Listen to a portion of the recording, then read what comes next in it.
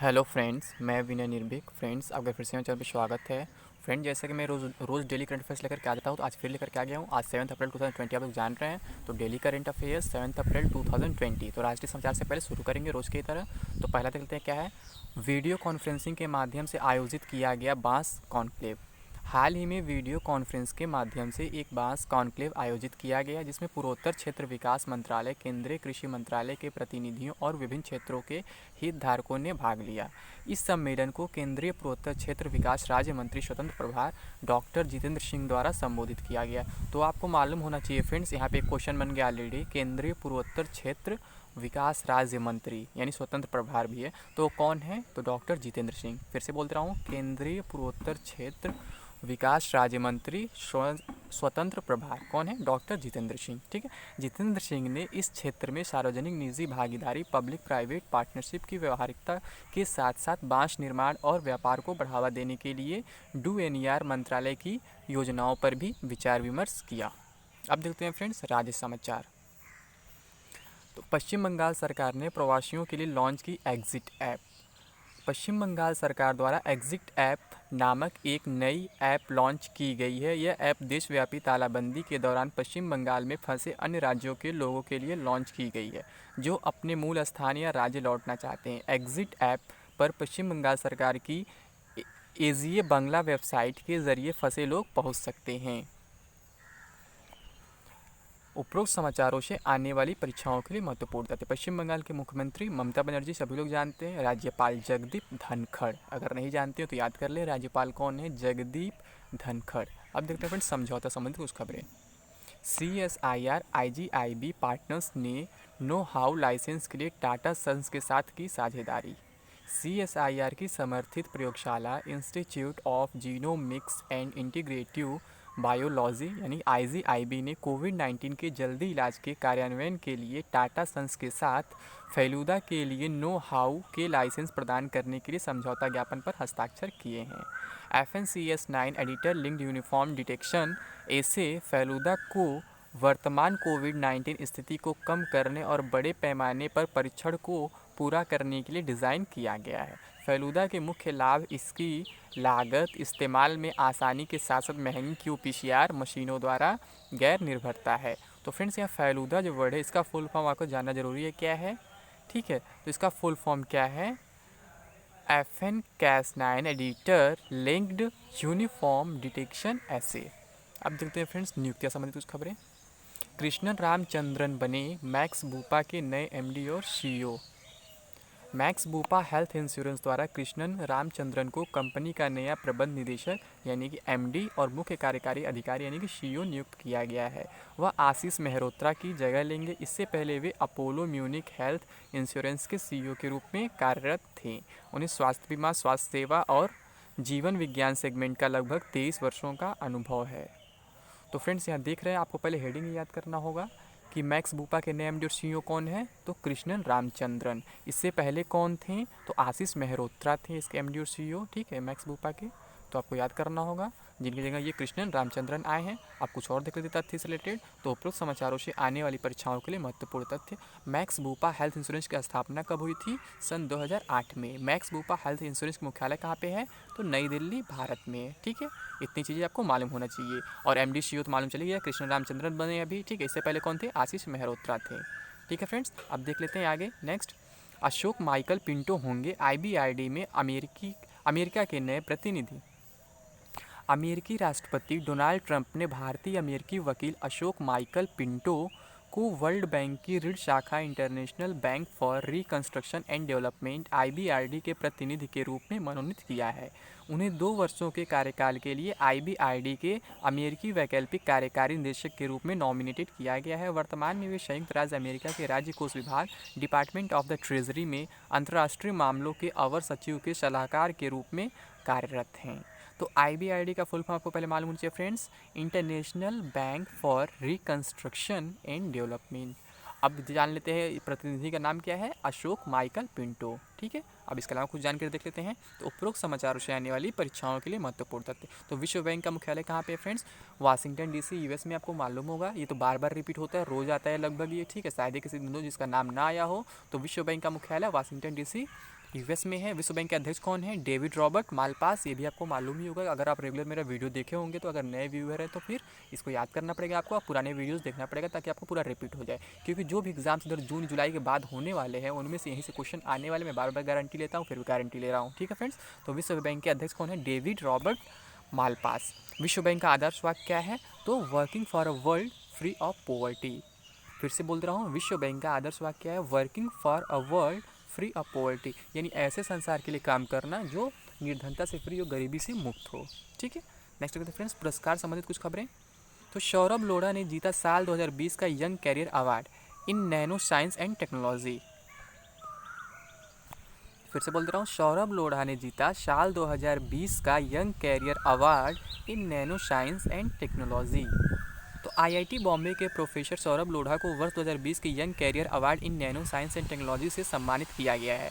Young career award in nano science and technology पुरस्कार सरकार के विज्ञान और प्रौद्योगिकी विभाग डीएसटी द्वारा स्थापित किया गया है। उन्हें इस पुरस्कार से 2 आयामी वैन डेर वॉल सामग्री के आधार पर सिलिकॉन और नैनो इलेक्ट्रॉनिक उपकरणों के अतीत में तर्कसंगत ट्रांजिस्टर प्रौद्योगिकियों के विकास में उनके महत्वपूर्ण योगदान के लिए सम्मानित किया गया है। तो आपको याद होना चाहिए कौन है? सौरभ लोढ़ा नाम आपको याद होना चाहिए। आईआईटी बॉम्बे के प्रोफेसर हैं ये फ्रेंड्स, ठीक है, जो 2020 के young career award in nano science and technology पाए हैं, जीते हैं, ठीक है। नेक्स्ट देख लेते हैं, मार्कस वॉलनबर्ग पुरस्कार 2020 की हुई घोषणा। इस साल जलवायु परिवर्तन में वन वृद्धि की भविष्यवाणी करने वाले model 3PG psychological principles predicting growth के लिए जोसेफ जे लैंड्सबर्ग, रिचर्ड एच वार्निंग और निकोलस सी कोप्स वन क्षेत्र के लिए वर्ष 2020 का मार्कस वालनबर्ग पुरस्कार साझा करेंगे। यह पुरस्कार स्वीडन के राजा कार्ल गुस्ताफ 16 द्वारा स्वीडन के स्टॉकहोम में एक समारोह के दौरान प्रदान किया जाएगा, जिसकी पुरस्कार राशि 2 मिलियन क्रॉनर है, ठीक है। तो ये कहाँ समारोह होगा इसका? स्वीडन के स्टॉकहोम में होगा, यही आपको जानना ज़्यादा ज़रूरी है, ठीक है। और 3PG का फुल फॉर्म क्या है? तो फिर साइकोलॉजिकल प्रिंसिपल प्रेडिक्टिंग ग्रोथ। अब देखते हैं नेक्स्ट, व्लादिमीर पुतिन ने किम जोंग उन को द्वितीय विश्व युद्ध मेडल से किया सम्मानित। रूसी राष्ट्रपति व्लादिमीर पुतिन ने नाजी जर्मनी जीत की 75वीं वर्षगांठ के अवसर पर उत्तर कोरिया के तानाशाह किम जोंग उन को स्मारक चिन्ह युद्ध मेडल से सम्मानित किया गया है। उत्तर कोरियाई नेता किम जोंग उन को द्वितीय विश्व युद्ध मेडल उत्तर कोरियाई क्षेत्र में मारे गए सोवियत सैनिकों की स्मृति को संरक्षित करने में उनकी भूमिका के लिए सम्मानित किया गया है। उपरोक्त समाचारों से आने वाली परीक्षाओं के लिए महत्वपूर्ण तथ्य। तो रूस की राजधानी क्या है? मॉस्को। रूस की मुद्रा क्या है? रूसी रूबेल। उत्तर कोरियाई राजधानी क्या है? प्योंगयांग। उत्तर कोरिया की मुद्रा क्या है? उत्तर कोरियाई वोन। तो इतनी बातें आपको मालूम होनी चाहिए। रूस की राजधानी मॉस्को है, रूस की मुद्रा क्या है? रूसी रूबल है। उत्तर कोरिया की राजधानी क्या है? प्योंगयांग है, और उत्तर कोरिया की मुद्रा क्या है? उत्तर कोरियाई वोन। अब देखते हैं फ्रेंड्स अच्छा समाचार।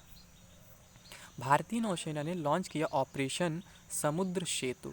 भारतीय नौसेना द्वारा समुद्र सेतु नामक एक नया अभियान शुरू किया गया। समुद्र सेतु का अर्थ सी ब्रिज यानी समुद्र पुल है। यह ऑपरेशन कोविड-19 महामारी के दौरान विदेशों में फंसे भारतीय नागरिकों को वापस लाने के प्रयास के रूप में शुरू किया गया है। समुद्र सेतु ऑपरेशन के चरण 1 के तहत भारतीय नौसेना के समुद्री जहाज जलश्वा और मगर इस समय मालदीव गणराज्य के माले बंदरगाह के रास्ते में हैं, जो 8 मई 2020 से निकासी अभियान शुरू करेंगे। उपरोक्त समाचारों से आने वाली परीक्षाओं के लिए महत्वपूर्ण तथ्य। तो याद रखिए, समुद्र सेतु कौन लॉन्च किया? भारतीय नौसेना ने, ठीक है। अब देखते हैं नौसेना स्टाफ के प्रमुख कौन है? एडमिरल करमबीर सिंह। तो यहाँ से आपको तीनों याद होनी चाहिए, जल सेना, थल सेना, नौसेना, ठीक है। तो आपको तीनों के बारे में जानकारी होनी चाहिए। नौसेना की बात हो रही है अभी, तो एडमिरल करमबीर सिंह। अब देखते हैं नेक्स्ट, लेफ्टिनेंट जनरल राज शुक्ला ने संभाली आर्ट्रैक की कमान। लेफ्टिनेंट जनरल राज शुक्ला ने आर्मी ट्रेनिंग कमांड यानी कि आर्ट्रैक की कमान संभाल ली है।